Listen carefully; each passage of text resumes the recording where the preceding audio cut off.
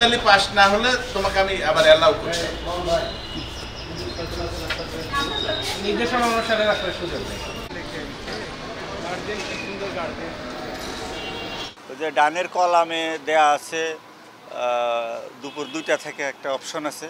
ও তো এসএসসি পরীক্ষা ছিল 2টা থেকে বিকেল শিফটে। ও মনে করছে যে এই আসলে বিকেল শিফটগুলো ব্ল্যাঙ্ক আছে, ও খেয়াল করেনি। ও বসে আছে যে আমার 2টা থেকে পরীক্ষা। এখন সকালে ঘুম থেকে উঠে রেডি হয়ে দেখছে যে খেয়াল করি তো একটু ভালো করে খেয়াল করে দেখছে যে ও ডানের কলামগুলো তো ফাঁকা, আসলে সকাল শিফটে পরীক্ষা। এইটা ওর খেয়াল হয়েছে 10:30টায়। এই রেডি হয়ে আসতে আসতে মান্দা কলোনি ওই কয়ের দাঁড়া ওখান থেকে আসতে আসতে এতক্ষণ লাগলো আর মিস্টেক হয়ে গেছে। শরীরও একটু খারাপ ছিল, আর মূলত ও ইয়েটা বুঝে নেই। প্রতি বছরই কিছু কিছু শিক্ষার্থীদের দেখা যায় যে নির্ধারিত যে সময়, নির্দিষ্ট যে সময় রুটিনে, সেই শিডিউলের বাইরে তারা চলে আসে বা অনেক পরে আসে। তো আমাদের নিয়ম হচ্ছে যে পরীক্ষা শুরুর অন্তত আধা ঘন্টা অর্থাৎ 9:30টার মধ্যে প্রত্যেক শিক্ষার্থীকে তার কেন্দ্রে উপস্থিত হওয়ার জন্য নির্দেশনা দেওয়া হয়েছে।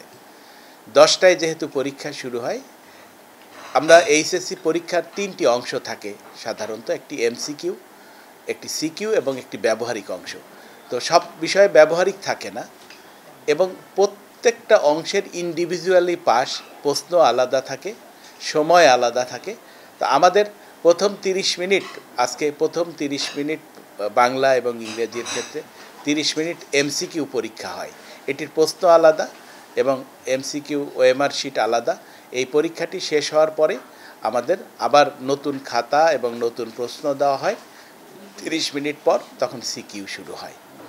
ফলে এমসিকিউতে কেউ যদি অ্যাটেন্ড না করে তাহলে সেই পরীক্ষাতে সে ফেল বা অকৃতকার্য হিসাবে গণ্য হয়, যে কোনো একটি অংশে, ব্যবহারিক বা আলাদা আলাদা অংশে।